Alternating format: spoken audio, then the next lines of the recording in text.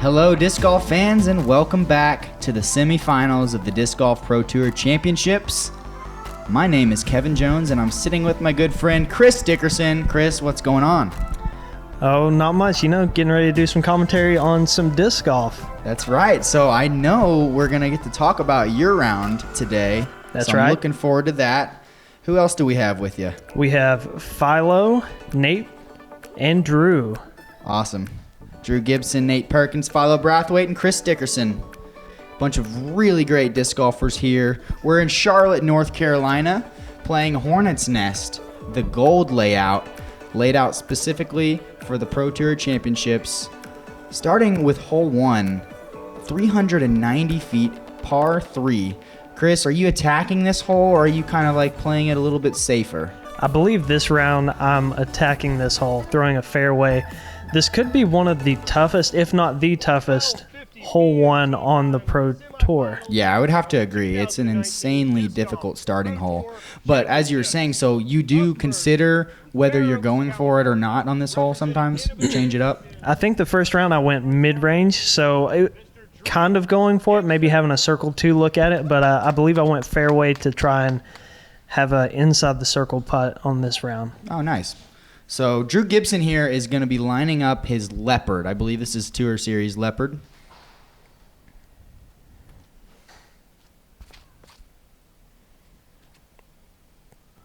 And this looks really good. Yeah, it sure was. All the way to inside the circle almost. I believe he jumped just inside the circle. That's a fantastic drive. Looking any kind of putt for a 2 on this hole is really great. Yeah, I'm not even upset with just an approach, an easy approach. Right, an easy approach for an easy 3 would be great. I'm sure anybody in the field would take that. Nate Perkins lining up the backhand. It looks like a fairway driver. This would be some kind of night strike, I would assume. If I believe you're right. Similar line, a little lower. And I don't think he'll have a very tough approach from there. Yeah, that's not bad, isn't it? Pretty much making it through the initial gap is what we're all looking to do. Yeah, once you hit that gap and you get to the top of the hill, as long as you don't take a bad kick, it should be just an easy par. Yep. Next up, we're going to have Philo Brathwaite. I think he may be going Destroyer or Wraith. Maybe a Wraith. That's interesting. I know he throws Destroyers extremely well through these wooded tunnels, but a Wraith would be a nice step down for him if he was trying to stay straighter.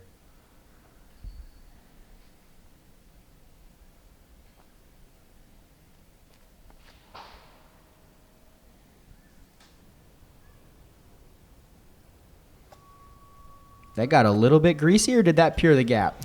I think he hugged the right side a little bit, but he was in the fairway all the way there. So that was pure. What an incredible shot from Philo to get all the way, pretty much guaranteeing a 2. Yeah, that's the way you want to start your round. That's awesome.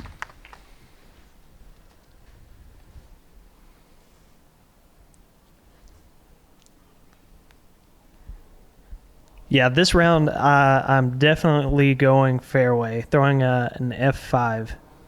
Oh, F5. Nice. Is this a stable run of the F5?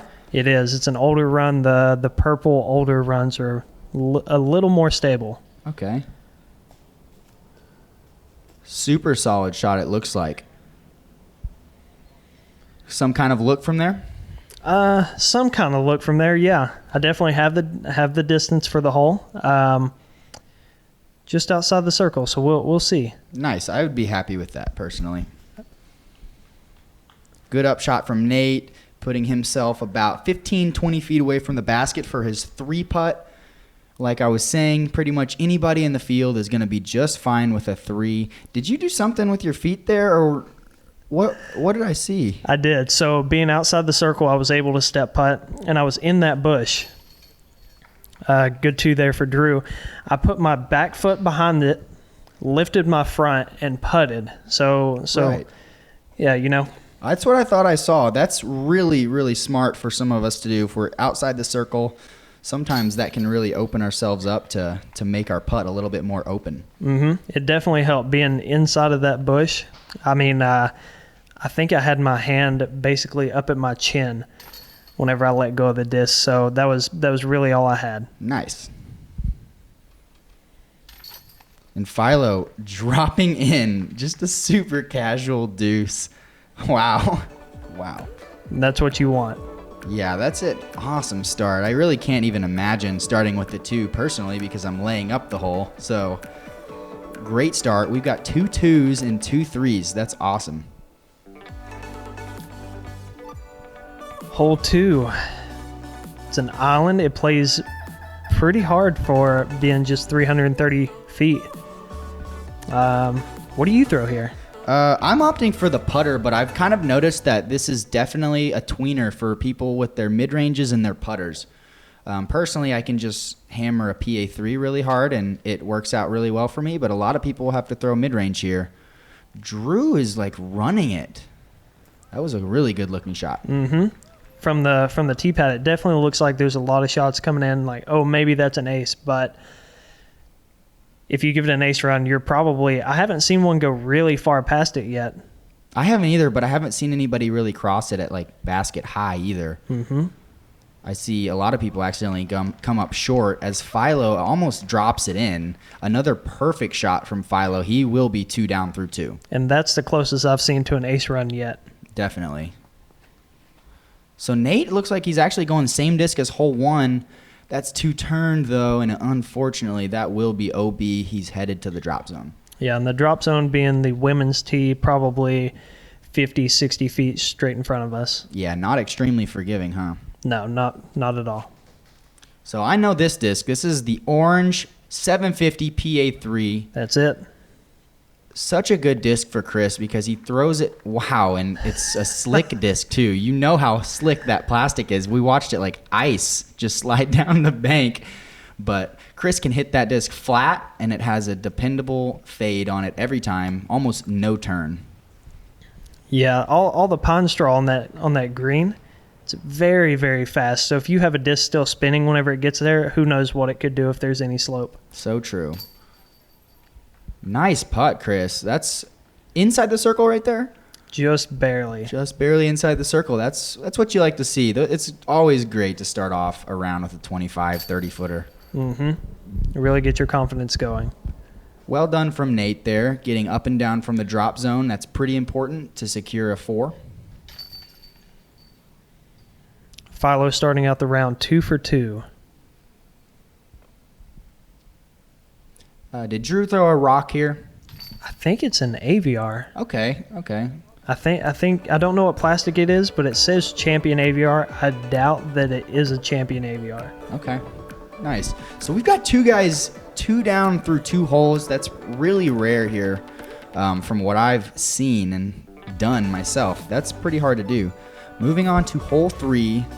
This is the beginning of I would say the wooded portion of the course. Even though hole 1 was obviously a super long tunnel. This is a really difficult par 4 that takes a perfectly placed first shot in order to score. So, Chris, what are you going to be throwing here? Obviously, you can throw straight or you can throw sidearm. What are you opting for?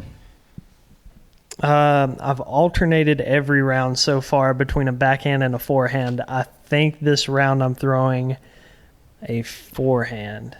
Forehand it is from Chris, and that's definitely Drew going with a rock. I like that play. It's just hit the gap and get the disc moving forward, and you're going to have a chance to get a 3. Through that gap, there are trees that continue on the right side, making it an alley.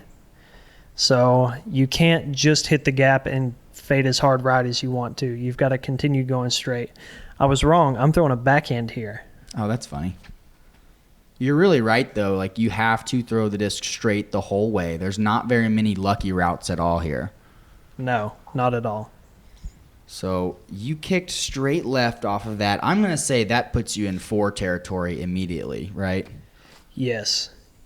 You can get a little fortunate on that side. I think the left side is where you want to be if you do take a bad kick. If you find a gap over there, you may have a chance to get to the basket. But more times than not on this course, you're probably going to have to just lay up for par.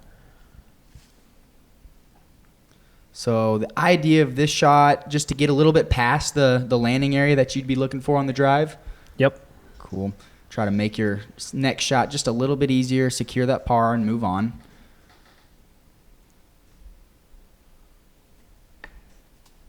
Oh, no. Philo hitting really early, but I think he might be okay from there to get up and down for par. Yeah, it's not going to be an easy shot, but it's definitely possible. Whoa, Drew caught a lot of cabbage on that. There's no telling where he went. Philo going big turnover, probably with a mid-range, maybe a fairway. He's 80 feet. Yeah, well short it looks like. And this is Nate Perkins' drive. He threw a really great sidearm to the ideal landing area. And that next shot, I understand that, though, because the angle's really tight from there. Like, he would have had to hit a really, really accurate shot in order to pure it. This one also, he opted for a really small line. Mm-hmm. Yeah, for that upshot, you've got to really hug those trees on a hyzer. Yes. Drew's lining up a grenade. No way. That might have been. What a solid shot from Drew to get a putt. Yeah, the trees are really dense on that right side, so you're just, if you get in there, all you're hoping for is getting out and having some kind of putt. You're not really hoping to park it. Right. So Philo looks like he'll be taking a bogey, if I counted right.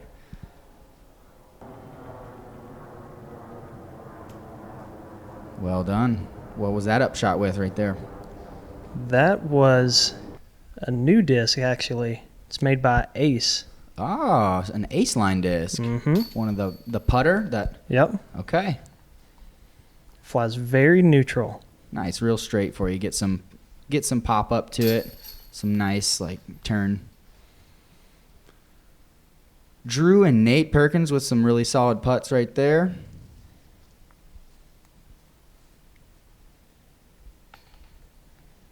Yep, Philo did get a bogey on the hole.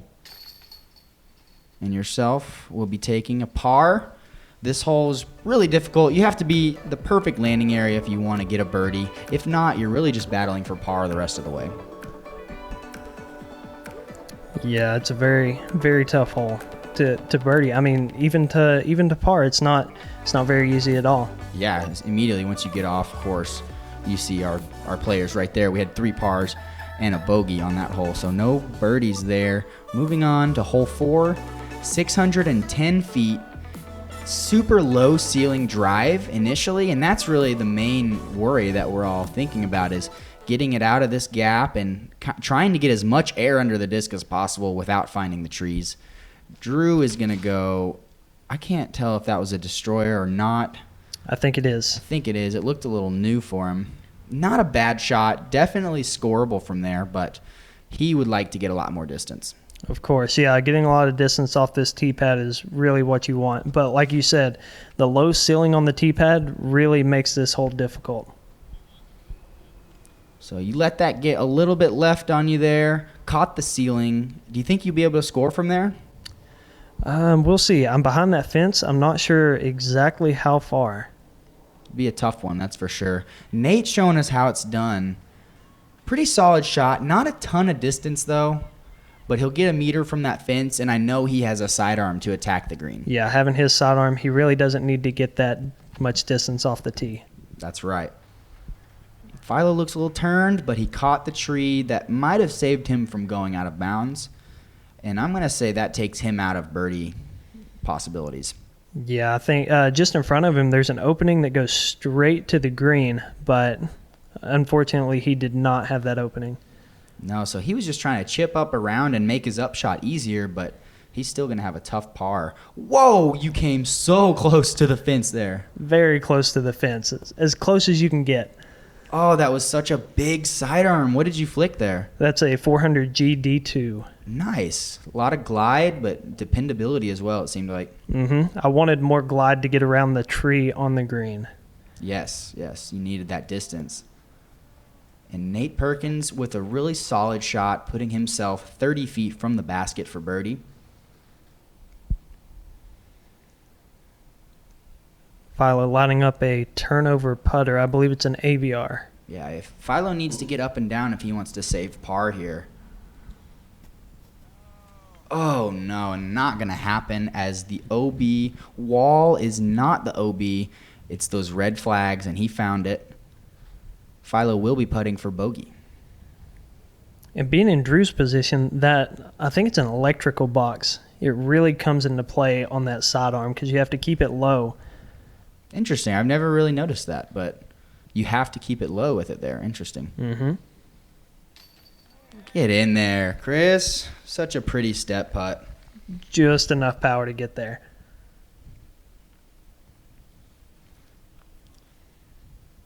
This is an important look from Philo. Trying not to cause too many problems and add too many strokes to his score, but that was not a good run from him at all. Actually, one of the ugliest putts I've seen him ever attempt. Good birdie there by Nate. Playing the whole textbook, I would say. Yes, he sure was. Yep, so there's Philo finding his feel again. That's going to be a double bogey, though, and you really don't want to see that on these early holes. These are more of the scoring holes on the course.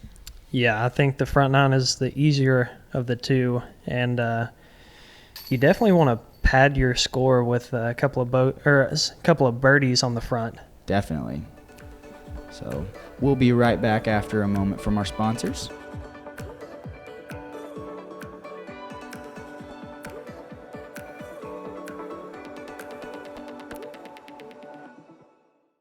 Hey everybody, this is Kevin Jones. I'm here with my brand new Prodigy VP3 V2 backpack, and I'm loving this thing a lot. It's extremely lightweight. It's carrying all the discs I could ever ask for. It's pretty sturdy and durable. I've got my 2 putters up here, no problem. Room for a towel if need be. It's really lightweight, it's extremely efficient, and for all you, it's extremely affordable. So come check it out.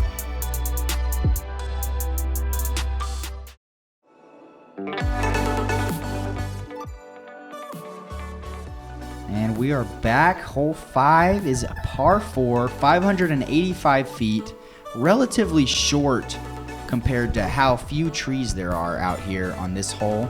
Just an OB line on the whole right side and the road on the left side. The main idea here, I'm thinking, is to just pitch the disc up there somewhere in the middle, ideally on the right side of the rocks, so that you have a good angle at the basket. Drew's getting really aggressive here, though. Yeah, it looks like he's trying to get as much distance as he can, and that's really tough on this hole because it pinches about halfway. The OB comes in really tight on the right side. Yeah, definitely. So I imagine you're trying to take that area of OB out of play by throwing a mid-range, right? That's right. That looks like an M3, am I correct? That's right, 400 that flies M3. really well for you.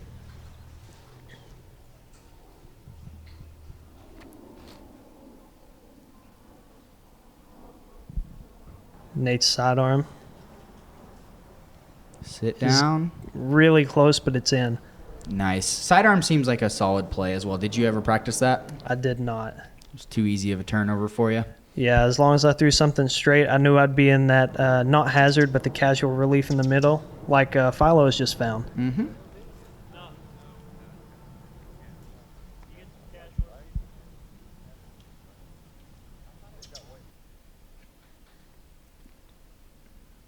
What is going on here?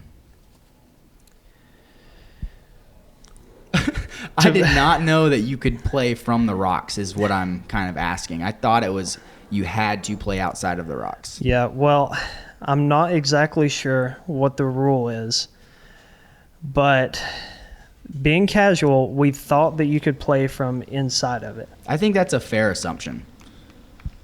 As it doesn't matter if Philo tossed one up there, he'll have a putt, as will Nate. This shot right here is so favorable for the sidearm because of the way that the slope is. It just feeds right to the basket, and when you throw a backhand, it really brings the road on the left side into play if you just take a skip. So I like what you're doing here. What disc was that? That was an A2. Okay, so really overstable approach disc that is great for overstable sidearms. Played it right to the pin. Nice shot. Just a little high. That was a good bid from there.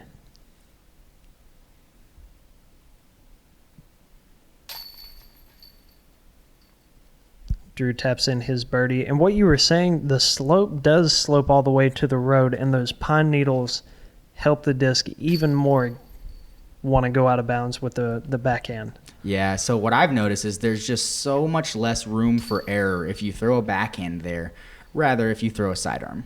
Yep, that is exactly right. See a good bunch of scores right there. A bunch of threes with 1-4 from Philo. I'm sure he's not going to be too happy about that, as this is one of the easier holes on the course. And not one of the easier holes on the course is hole 6. It's 453 feet, and you need to throw it as straight as possible. You don't want to turn because there's a road maybe 27 feet to the right of the basket and woods on the left. Yeah, so at any point you get too much turn on the disc, you will be finding yourself OB. And if you don't get enough turn, like this one right here, you're just going to be headed to the wood line for a 60 or 70 footer. I would imagine that there's a bunch of threes on this hole with a few twos sprinkled in there. Yeah, I would say a lot of the right-handed players bail out to the left side and settle for long putts. Kind of like Drew and myself are doing right now, but neither one of us are going to really have a putt. Yeah, both of those are really safe shots. It is nice to at least have the slope behind the basket to like have you as a backstop, so you can run pretty much anything from over there. But very hard to score. That's the shot you're looking for. Very straight, skipping up to, I think that's circle 2's edge. Yeah, I think he's about 60 feet away. Didn't get as much flex as he might have needed to get to the hole because it's so long. It's like 453 feet. So you have to get some good flex if you want to get there. Philo coming up just a little short of Nate. He's looking to give this a bid, probably from 70, 80 feet.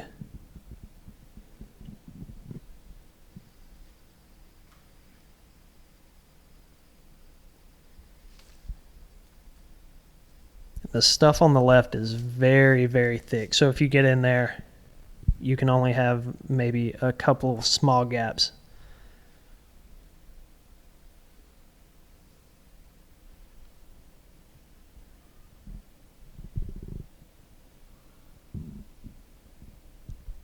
Drew actually has an opening there. It looked like he did have a little window. He didn't seem to be too far either, as he was like basket high. Perkins with a solid putt to claim his 3 on the hole. Drew looking to do the same. And I'm thinking we're just going to see a bunch of 3s here. Yeah, I believe you're right.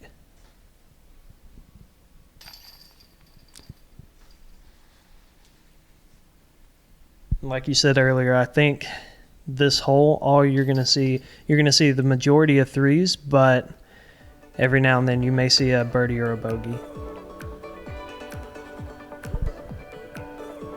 So we got Drew sitting at 4 under par. That's a really good score right now. You as well, 3 under par. These are solid. Really good places to be after 6 holes. But definitely looking to score a few more before we get into the back 9, which is going to be much more difficult. Hole 7, such a pretty hole. Very memorable. At least for me, having watched it years ago on the first Jomez ever, this hole really stuck out to me. I love the tee shot here. It takes something pretty disciplined. You can't be too far right, and you definitely can't be too far left because of the road. Drew, I think, loves it. He's like, yeah, I laced it.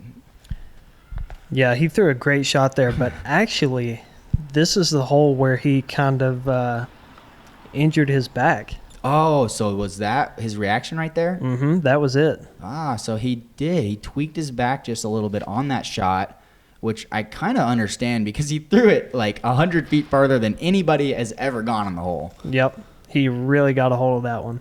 What a great shot. That's an M3 again. Same M3 as the one a couple holes ago? Same one. Good. That thing flies so good for you.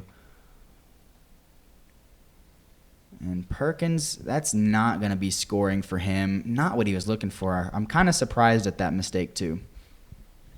Yeah, I think he was wanting to throw it down the right side of the fairway and just kind of pulled it over a little bit. That's Philo with a really pretty rock shot. That pink rock, I believe he's been throwing around the course all over. Mm-hmm. So from here, not much you can do other than what Nate's doing. Just trying to get up the fairway past the group of trees to where he has a little pitch sidearm into the green, hopefully secure a par. Yeah, you want to get a little bit past the landing zone on his second shot. Up there, basically where Drew's drive landed. Right. Oh, Philo was going really tight there. I think he was, I'm pretty sure he was going for the really small gap. Yeah, being in the middle, you can miss to the right or the left and have a really good shot. But being in the middle of those trees, it can line you up with, nothing really. Yeah. What disc did you throw there? That was a 400 Glow H1. Okay, so you were definitely looking for the skip. Unfortunately, I'm sure you're pretty upset with that one. That one was kind of sitting there in front of you. Yeah. It was just throw an overstable disc, and I shorted it. Yep. Well done, Nate. And he is trying to get his par on the hole after having a really bad drive. Looks like he's going to do that. And are we finally at Drew's drive? Finally. Oh my goodness. He made it to the casual relief up there and throws a perfect upshot. Oh, that is so big. Nice job, Drew. Looks to be an easy birdie for him. So this kind of turned into what looks to be pretty tricky. Did you have a wide open line there? There was a little bit of an opening, but it was not really what I wanted. Right. So you kind of went from what was supposed to be a pretty easy birdie to, this might turn into a bogey if I'm not careful. Exactly. And even that upshot, I left it 20 feet long. And you don't really want those kind of putts after you make a mistake like that. I don't know if you can tell, but Philo did make his putt right there. Dead center from about 40 feet. He should be really happy.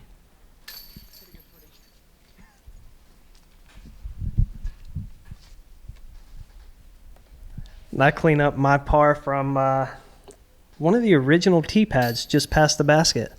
And so does Nate.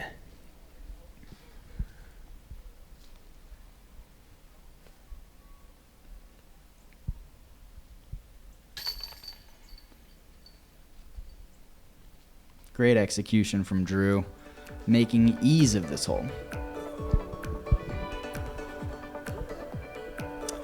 Yeah, sweet par putt from Philo. That was awesome. Huge putt. It was a very long putt. Moving on to hole 8. The second par 3 on the front nine? No, I take that back. Hole 1 is also a par 3, the third par 3 on the front nine. It's a very forehand friendly hole. You just want to, there's a group of trees straight ahead. You want to cut in front of those and get up on the hill on the right side. This looks really good from Drew. Pretty good ground action. Is going to leave him 25 feet and uphill on this really elevated basket. Nice shot. Yeah, he threw exactly what you wanted, but just caught the last tree. Yes, Chris, what a great play from you. Throwing that H1?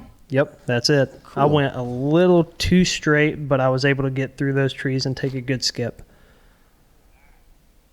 Just looking a little inside, but he gets up there, and that's going to be putting. It's nice when it filters through those trees right there. Yeah, he's going to have a putt, but it's going to be more of a death putt. That's right. Philo with the sidearm.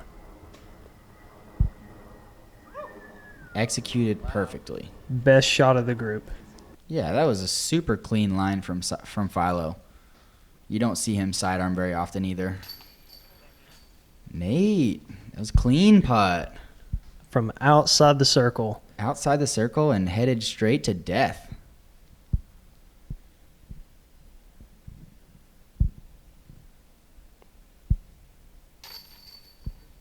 Great putt there by Drew. This is a very elevated basket. Yeah, that's the tough thing about this hole is you want to park it, but there's all sorts of undulation in the ground, and you could roll away at any second, so it's difficult to be really close to the wood. And when you are, you're putting straight uphill like yourself right there. Mm-hmm. And the basket stands probably about 2 times the height that I am, you know. So I'm just under 6 foot, so I would say it's about 12 feet. Yeah.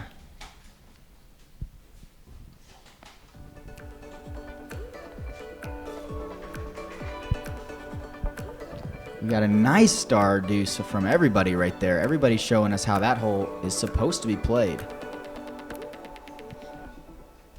And, you know, that's probably the easiest par 3 on the course, I would think. I would think so too, and that kind of tells you though that the course is really difficult because that hole is not that simple. Hole 9 is the last hole on our front 9, only 534 feet. I like to piece together putter and putter on this hole. Let's see what Drew's opting for. Drew's going, I think that's also a putter. That is it says Champion AVR, but I believe it's either DX or KC Pro. Okay, I think he got just far enough there to be in a great spot. Chris, what are you throwing here? I'm throwing fairway here. I just want a little bit more of a skip to get into the gap. Okay, which fairway was that? That's an F1. F1, so nice and stable. Nate, I believe, also going fairway.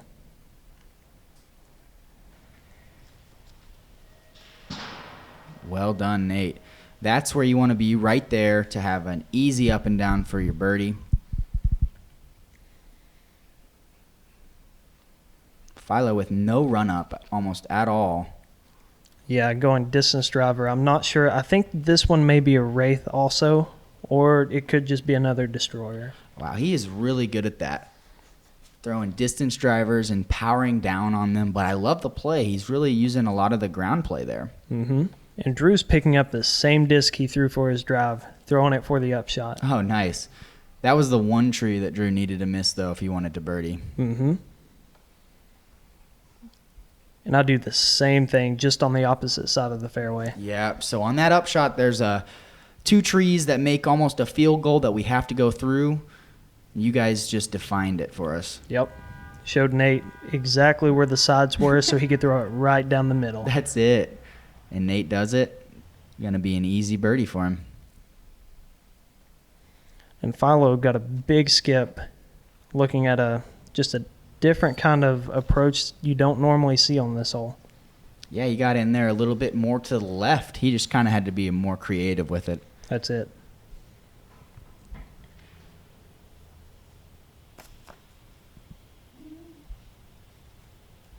Drew's up shot. Takes a little bit of a roll, but that'll sit probably 18 to 20 feet.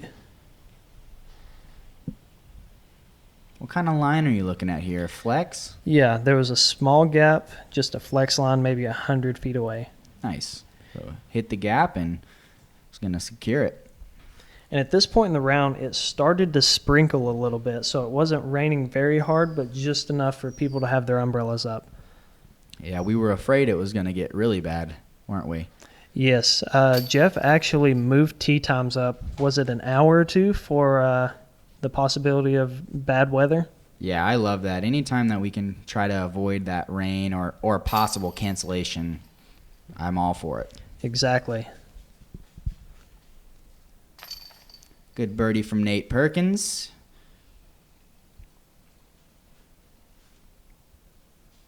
Yeah, Nate being the lone birdie on hole 9.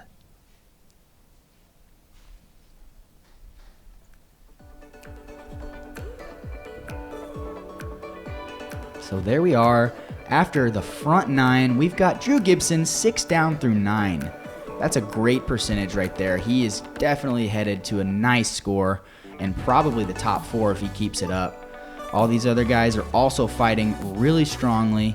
I think they're going to have a chance themselves to make it in the top 4, which is what we're all trying to do. We're all trying to move on to the Disc Golf Pro Tour Championship final round on Sunday. Thank you guys for watching with us. Hope you check out the next one, part 2. We'll see you out there.